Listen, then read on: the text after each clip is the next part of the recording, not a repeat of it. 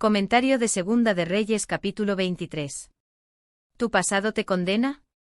¿Cómo hacer una restauración radical? Versículo 1. Todos los ancianos. Los dirigentes sabios consultan con otros dirigentes. Josías reunió a todos los principales hombres de la nación para ver si se podía hacer algo que evitara la calamidad que se cernía sobre ellos, o lograr por lo menos que el castigo venidero fuese suavizado con la misericordia. Cuando Dios anunció la sentencia, no excluyó la posibilidad de arrepentimiento y reforma. No se perdería nada con manifestar al pueblo la terrible suerte que lo amenazaba si persistía en su iniquidad. Lo que se necesitaba era volver a Dios y a la justicia, y Josías decidió que haría todo lo posible para lograr un reavivamiento nacional. Versículo 2. Todos los varones de Judá. Hasta donde fuera posible, todos los varones de la nación debían reunirse en Jerusalén para oír el mensaje de Dios. La solemne reunión incluiría a hombres de todas las clases sociales y de todas las ocupaciones, especialmente a los sacerdotes y profetas, los dirigentes religiosos del pueblo que podrían ejercer mayor influencia para ayudar a lograr la deseada reforma. Versículo 3. La columna. Probablemente una de las grandes columnas de bronce, ver Primera Reyes 7, 15 y 21. Según el ritual de Ezequiel para el culto de los reyes en el reino restablecido, el príncipe debería estar en pie junto al umbral de la puerta. Ezequiel 46, 2. Hizo pacto. Fue esta una renovación del pacto que el Señor hizo con Israel en el Sinaí, por el cual el pueblo había resuelto obedecer al Señor y andar por sus caminos. Éxodo 19, 5 al 8, Éxodo 24, 3 al 8. La nación había quebrantado ese pacto, y por lo tanto había perdido las promesas hechas por el Señor. Únicamente renovando el pacto podrían renovarse las bendiciones, y por eso Josías hizo ante Dios la solemne promesa de guardar sus mandamientos y permanecer fiel al pacto hecho entre Dios y su pueblo en el Sinaí. El pueblo confirmó el pacto. El pueblo se puso de parte de Dios indicando así que aceptaba las exigencias del pacto y prometía lealtad a Jehová. Capítulo 4. De segundo orden. Aquí se mencionan tres diferentes órdenes en la organización sacerdotal y levítica, ver capítulo 25, 18. Sacasen del templo. Parece que la limpieza del año 12 del reinado de Josías había sido parcial, segunda de Crónicas 34, 3. La presencia dentro del sagrado templo de vasos hechos para el culto de Baal, de Asera y del ejército de los cielos, indica hasta qué punto la idolatría se había posesionado del pueblo de Judá. La nación casi se había separado por completo de Dios entregándose a las costumbres de los paganos vencidos. Josías decidió raer del país hasta el último vestigio de idolatría. Todos los utensilios. Aquí se incluía no solo los vasos en el sentido estricto del término, sino también todo lo que se usaba para el culto, utensilios, imágenes, altares, etc. Los quemó. Se hizo esto siguiendo las instrucciones de Deuteronomio 7, 25, Deuteronomio 12, 3, ver Primera de Crónicas 14, 11 y 12. Cedrón. Este era el valle que corría de norte a sur al este de Jerusalén, entre la ciudad y el Monte de los Olivos. Es probable que el campo del Cedrón fuera la parte norte de este valle, que es bastante ancha, ver Jeremías 31, 40. Asa había quemado el ídolo de Maaca junto al torrente de Cedrón, Primera de Reyes 15, 13. A Betel. A un lugar que ya se consideraba como maldito e inmundo, para no profanar más el suelo de Judá con esas cenizas. Versículo 5. Habían puesto. Jeroboam había instituido sacerdotes de entre el pueblo, que no eran hijos de Leví. Primera de Rey 12:31. La práctica de Manasés y de Amón parece haber sido la misma. Los alrededores de Jerusalén. Ver versículo 13. A Baal. La enumeración de estos diversos dioses indica hasta qué punto el pueblo de Judá había abandonado al Señor. Es probable que estos dioses aparezcan aquí en el orden de veneración que se les tributaba. Baal era el gran dios de las tormentas, ver comentario de Primera de Reyes 16, 31. Versículo 6. La imagen de Asera. La imagen de Asera que había erigido Manasés, capítulo 21, 3 al 7. La quemó. La imagen de Asera, el palo sagrado, ver comentario Éxodo 34, 13, Deuteronomio 16, 21, probablemente era de madera, y aunque estuviera recubierto de metal podía quemarse con facilidad. Ver también Deut. 7, 25. En polvo. Se procedió con ella de manera similar que con el becerro de oro en el desierto, Éxodo 32:20. Hijos del pueblo. Es decir, el pueblo común.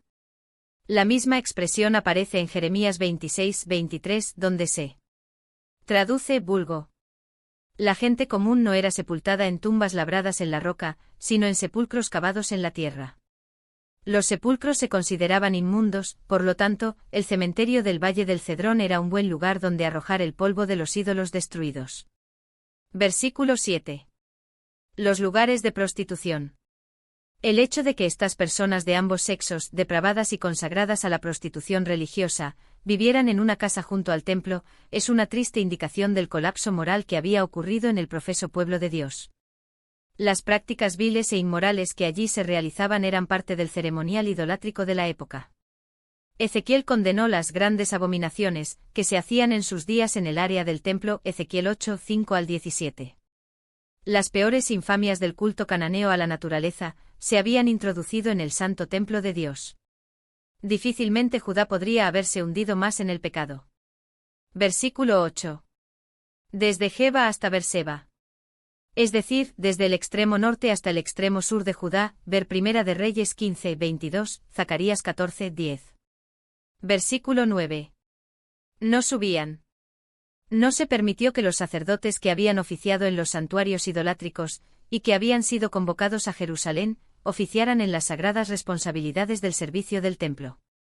Ezequiel, al describir la restauración, destaca que en lo sucesivo, no se permitiría a los sacerdotes de Leví que se habían descarriado participar en los sagrados oficios del templo, aunque sí podrían realizar algunas de las tareas más humildes. Ece.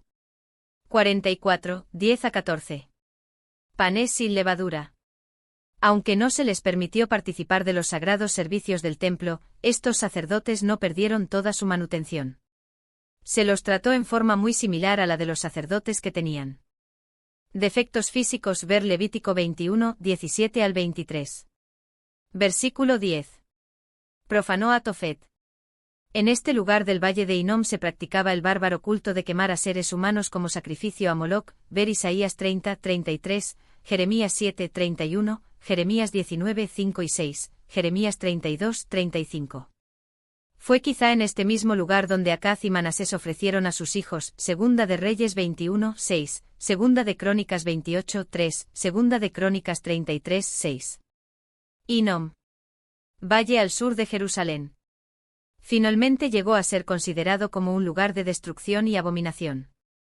Debido a los horrores de sus hogueras en donde se quemaban seres humanos como sacrificio, Josías lo contaminó, y más tarde fue convertido en basurero de Jerusalén. En tiempos del Nuevo Testamento, el valle de Hinnom, hebreo Jehinnom, fue un símbolo del lugar de la destrucción de los impíos. En las referencias siguientes la palabra infierno está en lugar del término griego Gehenna, que es a su vez la transliteración del hebreo Jehinnom, Mateo 5, 22, 29 y 30, Mateo 10, 28, Mateo 18, 8 y 9, Mateo 23, 15 y 33, Marcos 9, 43-48, Lucas 12, 5. Santiago 3:6, la Biblia de Jerusalén, usan la palabra Gehenna como transliteración latina de la palabra griega. Versículo 11. Los caballos. En la antigüedad muchas veces se representaba al sol como el auriga que cada día conduce sus caballos a través del cielo. Los carros del sol. Los carros del sol eran conocidos en la antigua Persia, como también entre griegos y romanos. Es interesante esta antigua evidencia de tal costumbre entre los hebreos. Manasés y Amón deben haber hecho grandes esfuerzos para adoptar las formas del culto pagano practicadas en los países circunvecinos. Versículo 12. La azotea de la sala de Acaz. El terrado de la habitación superior de Ahaz, Biblia de Jerusalén. Quizá esta sala o habitación superior fue construida por Acaz sobre alguna estructura dentro del recinto del templo, pues en este pasaje el autor se refiere a la profanación del templo. Los altares tal vez servían para adorar las estrellas, lo que se hacía mayormente desde las azoteas de las casas. Ver Jeremías 19:13, Jeremías 32:29, Sofonías 1:5. Versículo 13. Profanó el rey. No se dice que el rey destruyó estos lugares, sino que solo los profanó. Es de suponer que algunos de ellos consistían mayormente en grandes piedras o rocas de caras planas donde se habían labrado pequeñas cavidades para recibir las libaciones, etc. Tales sitios son bien conocidos en Palestina. Es difícil concebir que los edificios construidos por Salomón para la adoración de Astoret, Quemos y Milcom hubieran quedado en pie después de los movimientos de reforma de Asa, Josafat y Ezequías. Sin embargo, así fue Profetas y Reyes, página 297. De Ezequías se dice que quitó los lugares altos, los derribó, hasta acabarlo todo. Segunda de Reyes 18:4, Segunda de Crónicas 31:1. Delante de Jerusalén. Es decir, hacia el este. Los puntos cardinales se determinaban mirando hacia el este. De esa forma, la mano izquierda señalaba el norte, la derecha, el sur, y la espalda daba al oeste.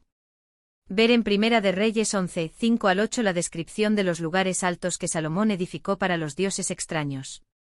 Sin duda los reyes buenos, tales como Asa, Josafat y Ezequías, no permitieron que en esos lugares se adorara a dioses extraños, pero quizá dejaron que allí se siguiera adorando a Jehová. Monte de la Destrucción. Tal vez la ladera sur del Monte de los Olivos, llamado así en señal de desprecio, para mostrar lo detestable que era el abominable culto idolátrico que se realizaba al este del Santo Templo. Versículo 14. Huesos de hombres. Los hebreos consideraban inmundos los cadáveres y huesos humanos, y había ciertas reglas para tocarlos en Números 19, 11 al 16. Al poner en contacto los huesos de muertos con estos lugares altos, se consideraba que quedaban profanados para siempre y de allí en adelante nunca más serían adecuados como lugares de adoración. Versículo 15. Destruyó. Sin duda el lugar alto de Betel era un edificio, un tipo de tabernáculo o templo, porque fue destruido y quemado. Había pasado algún tiempo desde que el reino de Israel había llegado a su fin, pero evidentemente aún se rendía culto en el santuario que Jeroboam había construido en Betel. Versículo 16. Los quemó. El quemar huesos humanos sobre un altar era sobremanera ofensivo. Josías lo hizo para mostrar su total desprecio por las terribles formas de culto que Jeroboam había instituido en lugar de la adoración a Jehová, y para asegurarse de que nunca más se usara ese altar con fines religiosos. Los huesos que se quemaron fueron los de los sacerdotes que habían oficiado ante esos altares, ver Segunda de Crónicas 34:5. Varón de Dios. Ver Primera de Reyes 13, 1 y 2. Versículo 17. Monumento. Ebtsiyun, marcador, hito, monumento. Josías vio una lápida sobre una tumba y preguntó a quién recordaba. Era costumbre de los antiguos hebreos levantar una piedra para marcar el sepulcro de las personas, Génesis 35, 20. Varón de Dios. Ver Primera de Reyes 13, 23 al 30. Versículo 18. De Samaria. Así se identifica al anciano profeta que engañó al profeta de Judea. Versículo 19. Ciudades de Samaria. Josías fue hasta Neftalí, Segunda de Crónicas 34, 6. Samaria estaba entonces bajo el dominio asirio. En este momento Asiria estaba debilitada, y quizá no intentaba interferir con estas incursiones de Josías en los territorios que estaban bajo su dominio, ver páginas 68-69. Versículo 20. Mató a todos los sacerdotes. En cumplimiento de Primera de Reyes 13, 2, Josías hizo todo lo posible para raerla. Idolatría. Puso como escarmiento a los que dirigían al pueblo en la apostasía. Versículo 21. Haced la Pascua. Esto significaba volver a la observancia de los antiguos ritos mosaicos. El libro de este pacto. El libro de la ley mosaica que Hilcías había encontrado en el templo, Segunda de Reyes 22, 8, Éxodo 12, 3 al 20, Levítico 23, 5, Números 9, 2 y 3, Deuteronomio 16, 26. Versículo 22. Tal Pascua. Los detalles de la celebración de esta Pascua aparecen en Segunda de Crónicas 35, 1 al 18. Versículo 23. A los 18 años. La reparación del templo también se inició en este año, Segunda de Reyes 22, 3 al 6. ¿Cómo? La Pascua se celebraba el día 14 del mes de Nisán, el primer mes del año religioso, Éxodo 12, 2, 6 y 18, Segunda de Crónicas 35, 1, es evidente que Josías empezó su año de reinado en el mes de Tisri. Y no en el de Nisán. Así dio unos 5 meses para reparar el templo antes de que se celebrara la Pascua en el mismo año. Versículo 24. Encantadores. La demonolatría se había arraigado mucho entre los israelitas. El pueblo servía al príncipe de las tinieblas y no al señor del ciclo. No eran ángeles sino demonios los que cada día tenían por compañeros. Obedecían a los malos espíritus y no al Espíritu Santo. Josías se esforzó por barrer del país todo lo que estuviera relacionado con la demonolatría y las monstruosas abominaciones que acompañaban a ese culto. Terafines. Los terafines eran los dioses familiares, ver comentario de Génesis 31, 19. Su culto tenía un atractivo particular para los hebreos que se aferraron tenazmente a estos ídolos. Raquel robó los terafines de su padre Labán, Génesis 31, 19. Micaías el efrateo tenía terafines en su casa, Jueces 17, 5, Jueces 18, 14 al 20. Mical, esposa de David, poseía una de estas imágenes, Primera de Samuel 19, 13. De la ley.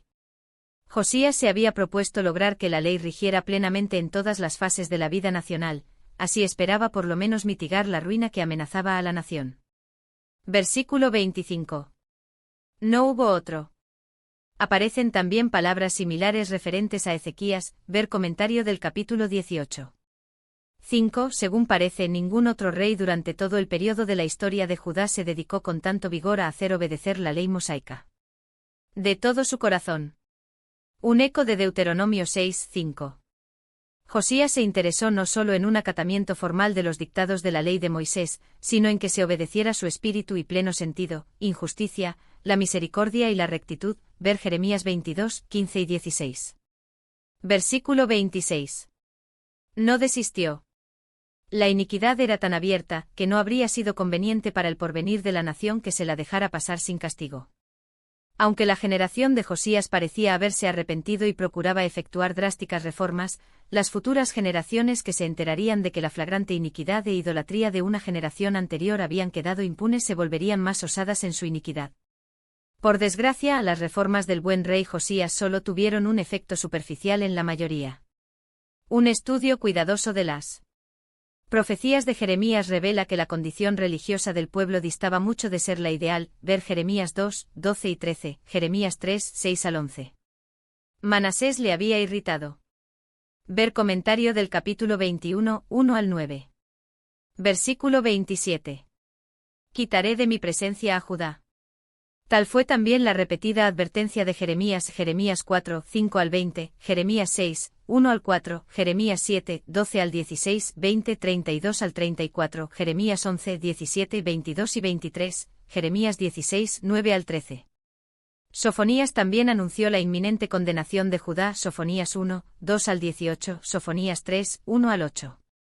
Hubo nuevas exhortaciones a la reforma, promesas de perdón y de una buena acogida personal condicionada por un verdadero arrepentimiento, Jeremías 7, 3 al 7, Sofonías 2, 1 al 3, pero para este tiempo se veía claramente que no había perspectiva de ningún arrepentimiento genuino, y que la ruina nacional era inevitable, Jeremías 7, 8 al 34. Desecharé a esta ciudad. No le era fácil para el Señor desechar a Jerusalén, la ciudad escogida por él, que habría de ser la capital no solo de Judá, sino del mundo. El Señor tenía el propósito de que de Jerusalén manaran rayos de luz y salvación que rodearan el globo. Los israelitas impidieron que se llevase a cabo el plan original. El propósito de Dios se cumplirá en la creación de la tierra nueva, donde la nueva Jerusalén será la capital y las multitudes de los redimidos constituirán la nueva nación. Versículo 28. Los demás hechos.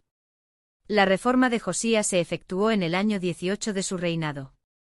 Reinó durante 31 años. De esos últimos 13 años no se dice nada. Versículo 29. Faraón Necao. El bien conocido Necao II de la 26ª dinastía, quien reinó desde 610 a 595 a.C. Subió. En esta época Asiria y Egipto estaban aliadas contra Babilonia. Esta, bajo el mando de Nabopolassar, 626 al 605, había reemplazado a Asiria como el gran poder militar del mundo. Nínive cayó en el año 612, pero un pequeño remanente de los asirios subsistió en Aram por algunos años más. Contaron con la ayuda de Egipto para enfrentar el creciente poderío de Babilonia, la cual comenzaba rápidamente a dominar a todo el mundo. Contra el rey de Asiria. Hacia el rey de Asiria, Biblia de Jerusalén. En realidad, Necao se dirigió hacia el norte para ayudar a los asirios contra Babilonia, ver 2 de Crónicas 35-20. Una de dos, o. Primero, la palabra hebrea al contra debe leerse el hacia o por amor a, lo que se ve con frecuencia en los rollos del Mar Muerto, o segundo, se usa la palabra Asiria para designar a Babilonia, la cual ya dominaba casi todo el territorio que antes había sido del imperio asirio. Los autores clásicos muchas veces usan el nombre Asiria en este sentido, ver Heródoto y 178. Eufrates. Cuando Necao se dirigía a Mesopotamia para ayudar a los asirios en el ataque a Harán, fue cuando, evidentemente, atacó a Carquemis 2 de Crónicas 35-20. Esta ciudad se convirtió en un baluarte egipcio durante varios años, hasta que Nabucodonosor derrotó allí a Necao en 605 a.C., como se sabe ahora por la crónica babilónica. Salió contra él el rey Josías.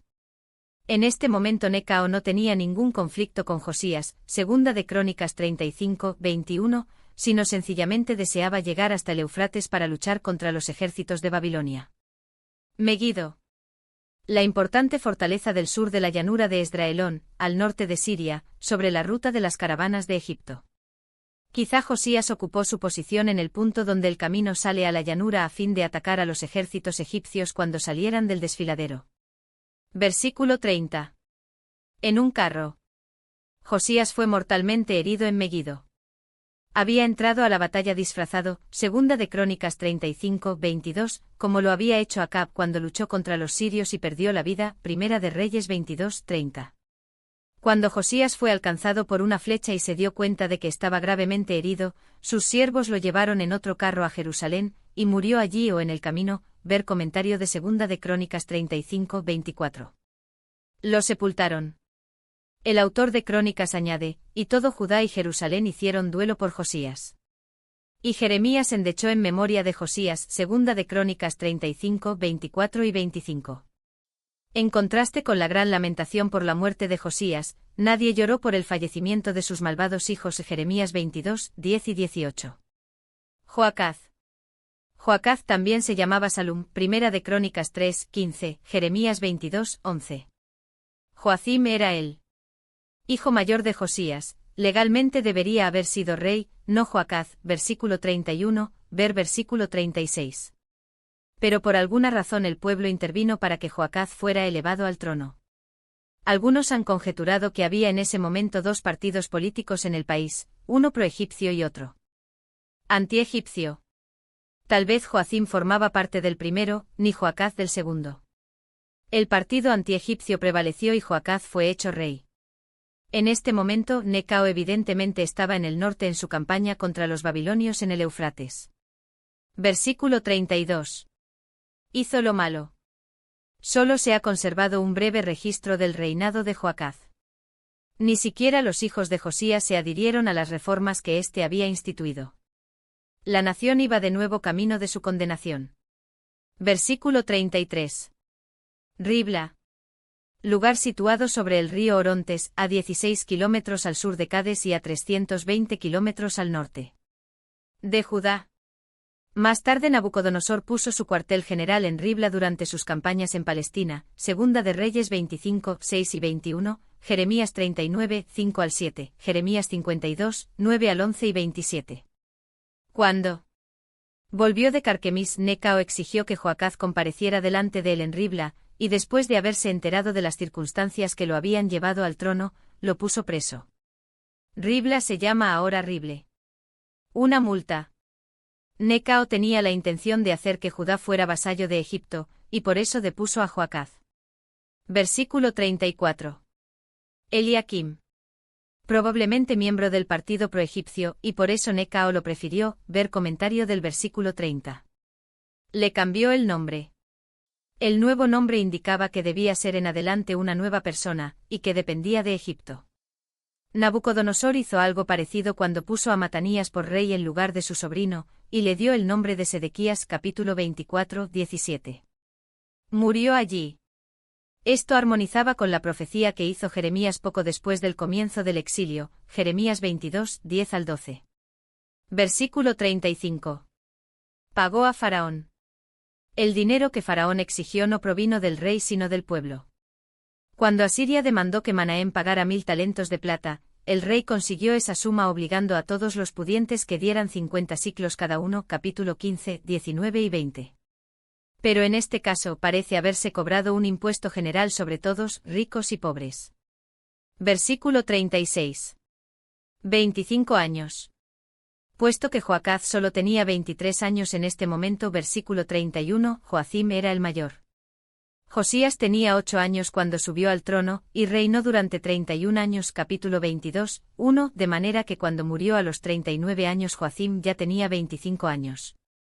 Josías pues tenía 14 o 15 años cuando nació Joacim. Los reyes hebreos se casaban a temprana edad siguiendo la costumbre de los países del cercano oriente, la cual aún permanece en algunos lugares. Versículo 37. Hizo lo malo.